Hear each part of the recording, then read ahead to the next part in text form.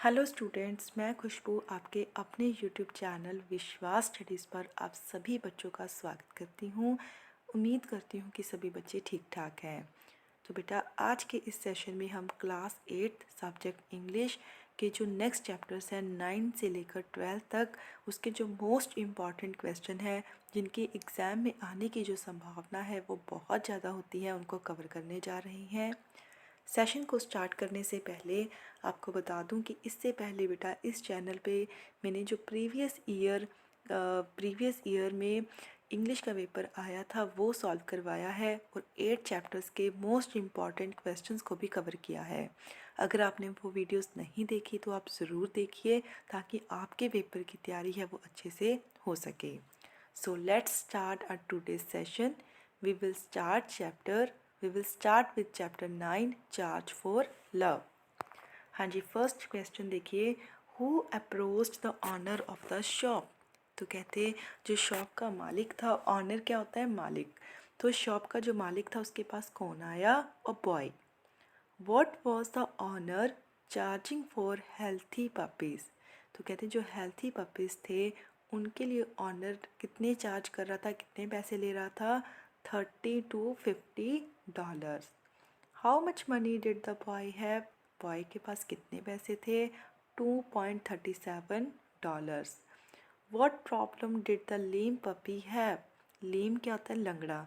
तो कहते जो लंगड़ा पपी था उसके साथ क्या प्रॉब्लम थी, did not have a hip socket. Which puppy was chosen by the little boy and why. जो वो छोटा बच्चा था उसके द्वारा कौन सा पपी सेलेक्ट किया गया और क्यों। The lame puppy because the boy was also lame. कहते कि जो पपी की दिक्कत थी चलने फिरने में उसी को उस बच्चे ने सिलेक्ट किया क्योंकि वो खुद भी लेम था। लेम मीन्स हैंडीकैप, लंगड़ा था और वो इस बात की तकलीफ़ को अच्छे से समझता था, इसीलिए उसने लेम पपी को ही चूज़ किया। Why did the shop owner agree to give the puppy for free. तो कहते जो शॉप ऑनर था, जो शॉप का मालिक था, उसने फ्री में पपी देने के बारे में क्यों सोचा। He felt that he should not charge for love. तो वो क्या होता है कि जो लिटिल बॉय का प्यार होता है उस पपी के लिए, उसे देखकर वो बहुत ज़्यादा हम कह सकते हैं प्रभावित हो जाता है, इसीलिए वो फ्री में उसको देता है क्योंकि वो उस प्यार का कोई भी मूल्य है वो नहीं लगाना चाहता। ठीक है जी। नेक्स्ट है बेटा ट्रू और फॉल्स। नेक्स्ट फर्स्ट है जी, the shop owner wanted to sell kittens.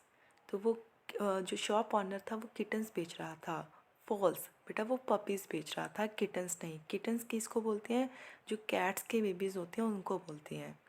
The shop owner wanted to sell puppies, true.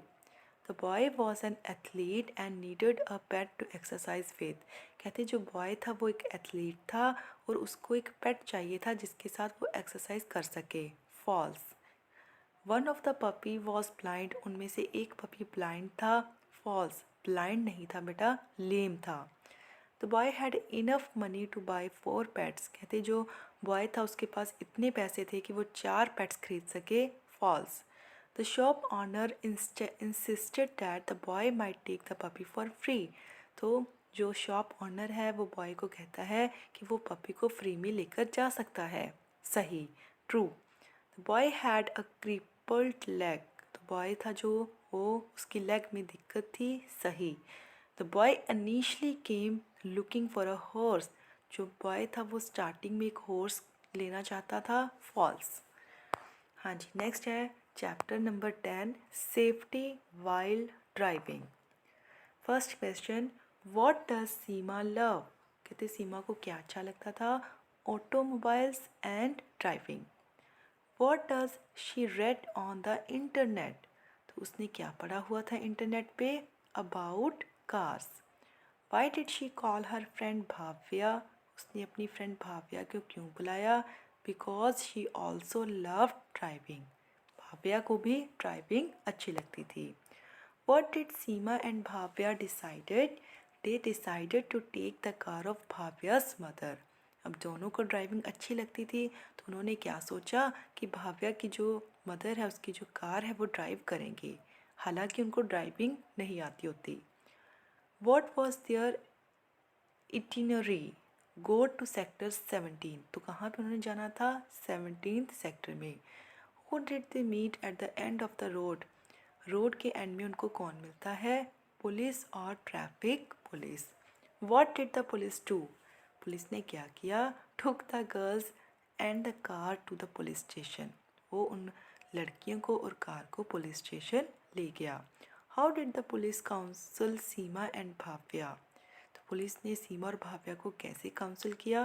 They counselled them and showed the result of driving and accidents, तो उन्होंने बहुत अच्छे तरीके से उनको सीमा और भाव्या को समझाया और जो रोड पे दुर्घटनाएं होती हैं उनके बारे में बताया। What did Seema and Bhavya decide after the counselling, तो उस काउंसलिंग के बाद जब पुलिस वालों ने उनको समझाया तो उन्होंने क्या डिसाइड किया? To learn driving when they turn 18, कि जब वो 18 साल की हो जाएंगी तब वो ड्राइविंग करेंगी। नेक्स्ट है बेटा chapter number 11 my dear soldiers, जो कि पोइम है आपकी। तो बेटा ये जो पैराग्राफ्स हैं वो आप खुद आपने रीड करने हैं, खुद क्वेश्चंस करने हैं। मैं सीधा क्वेश्चंस आपको करवा देती हूँ। Name the poet of the poem my dear soldiers, तो पोइट कौन है जी? Doctor APJ Abdul Kalam. Who are being referred to as defender of borders, कहते जो बॉर्डर्स हैं उनके अंगरक्षक कौन है? The soldiers. How do the soldiers, how do this great son serve their motherland, तो कहते हैं ये जो सोल्जर्स हैं वो अपनी मदरलैंड की सेवा कैसे करते हैं? They guard borders day and night, तो जो बॉर्डर्स हैं हमारे उनकी हर दिन और रात रक्षा करके। What kind of weather condition do the soldier have to face, तो उन्हें किस तरह की conditions face करनी पड़ती हैं?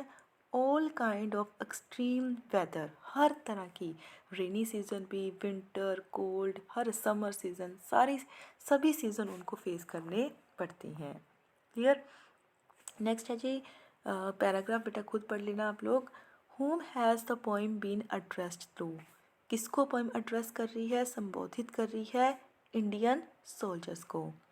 What do these great sons sacrifice for nation, तो ये जो ग्रेट सन्स हैं वो नेशन के लिए क्या सेक्रीफाइस कर देते हैं? देयर यंग लिव्स, अपनी कुर्बानी, अपनी जान की कुर्बानी। What is the intention of the poet, poet का इरादा क्या है? Tribute to Indian soldiers. Explain, wind, wind, wind chimes of my land vibrate your feet, even the winds praise the brave soldiers, मतलब जो हवाएं हैं वो भी कहीं ना कहीं जो हमारे ब्रेव सोल्जर्स हैं उनकी प्रशंसा कर रही हैं। नेक्स्ट है जी chapter 12 Marco Polo, important chapter है, ध्यान से करना है। Who was Marco Polo, Marco Polo कौन था? Merchant and an adventurer. Merchant क्या होता है बेटा? व्यापारी, तो वो एक मर्चेंट भी था और एक एडवेंचरर भी था। When and where was Marco Polo born, कहाँ पे उसका जन्म हुआ था? 1254 इन विनाइस, 1254 इन विनाइस में, ठीक है। Y did the mark polo visit so many cities, क्यों वो इतनी सिटीज़ में घूमा था? टू नो द वर्ल्ड, इस संसार को जानने के लिए।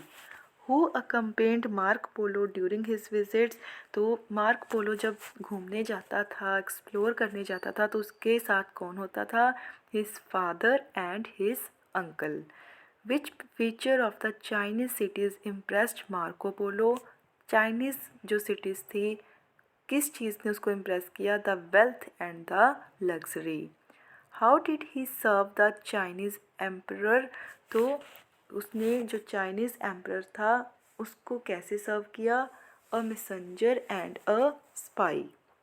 After how many years did Marco Polo return to Venice, कितने सालों बाद वो वापस आया? 24 years.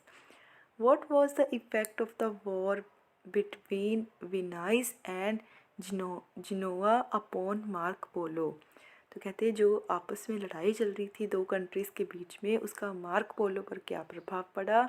He was jailed. Name the book that contains detailed story about Marco's journey the travels of Marco Polo. Who carried the book The Travel of Marco Polo along with him on his travels? Why? तो कहते वो कौन था जो Marco Polo की books को हमेशा साथ में रखता था जब वो कंट्रीज़ को एक्सप्लोर करने के लिए जाता था? वो था Christopher Columbus. He was inspired by the book. ठीक है जी। नेक्स्ट है बेटा चैप्टर नंबर 13, लास्ट चैप्टर है आपका स्मैशिंग द ग्लास सीलिंग। हाँ जी, फर्स्ट क्वेश्चन है how many years had passed before Geet could meet Paramjit in India. तो गीत है वो कितने टाइम बाद परमजीत को मिलती है? 25 ईयर्स मिले हुए उसको हो गए थे। What was different about Paramjit and Geet noticed this time. ठीक है, तो परमजीत के बारे में गीत क्या नोटिस करती है? Good clothes, mobile phones, good way of talking. Which new skills did Paramjit learn at the charitable agency? तो परमजीत ने नई चीज़ें क्या सीखी? Computer, internet, desktop publishing. What help did Paramjit seek from Geet at the end of the story? Paramjit है जो वो गीत से क्या हेल्प चाहती है? To promote her business abroad. उसका जो बिजनेस था उसको प्रमोट करने में उसकी हेल्प मांगती है। Who was able to smash the glass ceiling in the story? How? तो कहते जो ग्लास सीलिंग थी उसको स्मैश करने में कौन योग्य होता है? गीत। She got new hope and idea from Paramjit. तो बेटा ये आपके 13 चैप्टर्स थे। 13 के 13 चैप्टर्स मैंने कवर कर दिए हैं। सारे जो मोस्ट इम्पॉर्टेंट क्वेश्चंस थे वो बहुत ही इजी वर्डिंग में आपको समझा दिए हैं। अब आप इन्हें लर्न कर लीजिएगा सो डैट आपका एग्ज़ाम है वो आपका बहुत अच्छा होए। इसके बाद बेटा हम एक सैम्पल पेपर भी सॉल्व करेंगे, राइट। और फिर ग्रामर का भी कुछ पोर्शन है जो ग्रामर के कंसेप्ट्स भी आपको क्लियर किए जाएंगे। तो मिलेंगे नेक्स्ट वीडियो में। Till then never give up. Good bye.